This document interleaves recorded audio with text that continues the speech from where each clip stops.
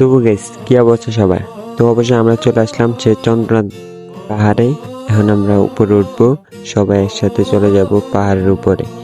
সবাই এখান থেকে প্রস্তুতি নিয়ে যাচ্ছি, গাড়ি পেড়ে রেখে দিয়েছি। আমরা সোজা চলে যাচ্ছি পাহাড়ের উদ্দেশ্যে। তো গাইস অবশ্যই আমরা লাঠিটা নিয়ে নিলাম পাহাড়ে ওঠার জন্য। যারা পাহাড়ে আইছেন লাঠিটা অত্যন্ত জরুরি, এটা ছাড়া হবেই না। আমরা এখন উপরের দিকে উঠতেছি আস্তে আস্তে। দেখতে পাচ্তেছেন পাহাড়টা। কমেন্ট করতে জানিয়ে দিলেন না পার্ট 1 কিরকম হয়েছে, পার্ট 2 দেখতেছেন। আর পার্ট 3 জন্য অবশ্যই অপেক্ষা করুন, অতি শীঘ্রই পার্ট 3 চলে আসবে। এখন আমরা পাহাড়ের দিকে চলে যাচ্ছি।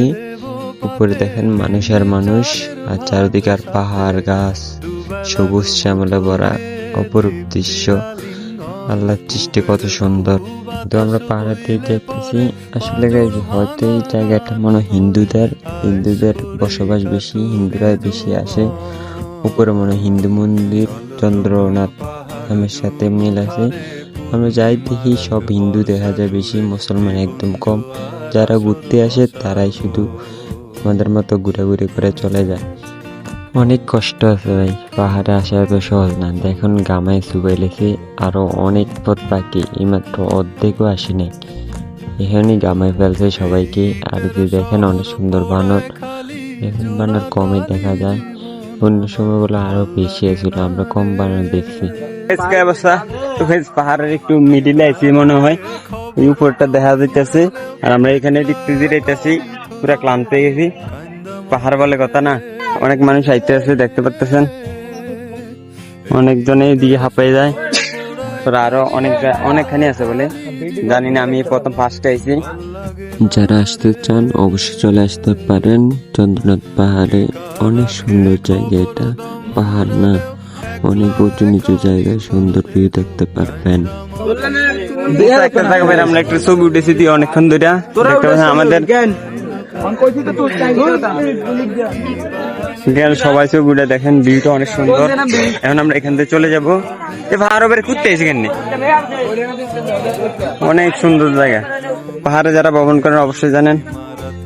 ওই যে ছোট ঘরটা দেখতে পাচ্ছেন, ওই ঘরটার কাছে আমরা একটু আগে ছিলাম। এখন আমরা একবারে উপরে চলে আসি, এটাই মনে শেষ, এর উপরে আর কোনো পাহাড় নাই। তো আমরা এই জায়গাটা অনেকক্ষণ ঘোরাঘুরি করলাম। এখানে রিয়ানে পুরো ক্লান্ত হয়ে গেছে, বসে রয়েছি। আমার রথ চলে না আর, সমস্যা নেই, আস্তে আস্তে যাবো, নিচে নামার পালাইবার। চারিদিকে শুধু ভিউ আর ভিউ, অনেক সুন্দর ভাই। পাহাড়ে ভ্রমণ করলে বুঝে যায়, প্রকৃতির মাঝে হারিয়ে যাওয়া যায়। অনেক সুন্দর ভিউ। এখানে দেখেন হিন্দুরা এখানে পূজা মনে করে, সঠিক জানি না, স্কিপ করে দিলাম। এখান থেকে দেখেন উঁচু নিচু অনেক পাহাড় দেখা যায় একসাথে। আমরা অল্প কিছুক্ষণ মধ্যে ওখান থেকে চলে আসলাম আর একটি সুন্দর অনেক কষ্ট দেখছেন, অনেক খাড়া খাড়া এগুলা উঁচান অনেক ভিতরে। বেরিক নিয়ে আমরা ধীরে ধীরে উঠতেছি, নামতেছি। আমি বলি রিয়ান চলে যা তাকদা, তাই কত সিটি দিলাম তার। তো অবশ্যই ট্রেন চলে গেল নিচে আমাদের আগে, যে আমাদের সাথে তারা বসে রয়েছে ওই জায়গায়। এখন আমরা চলে গেলাম তাদের কাছে। এখন ডিএনডে এবং নাইম সবাই মিলে আমরা আইসক্রিম খেতেছি পাহাড়ের উপরে। পাহাড়ের উপরে কিন্তু প্রচুর দাম, যারা পাহাড়ে আসবেন অবশ্যই এখানে কিছু নিয়ে আসবেন।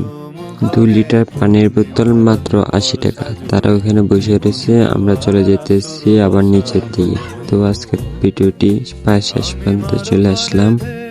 আমরা নামতেছি, অনেক মানুষ উপরে দিয়ে যাইতেছে। আমরা যান, অনেক মজা, উপরে পাহাড়ে অনেক শান্তি। আর এখানে দেখেন শামুকের অনেক সুন্দর সুন্দর আয়না, অনেক সুন্দর সুন্দর এগুলা শামুক দিয়ে তৈরি করা হয়েছে। অনেক ধৈর্য সহকারে এগুলো তৈরি করছে। গাইস পাহাড় ঘুরে শেষ আমাদের, এখন আমরা পাহাড় থেকে চলে যেতেছি আমাদের গাড়ির কাছে। আমাদের গাড়িটা অনেক দূরে পার্কিং করছে, তাই আমরা গাড়ির কাছে হাঁটতেছি।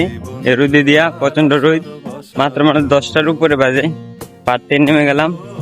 আর পাহাড়ের ভিডিওটা এই পর্যন্ত শেষ। আর ভিডিওটা কিরম লাগলো সেটা কমেন্ট করে জানাবেন।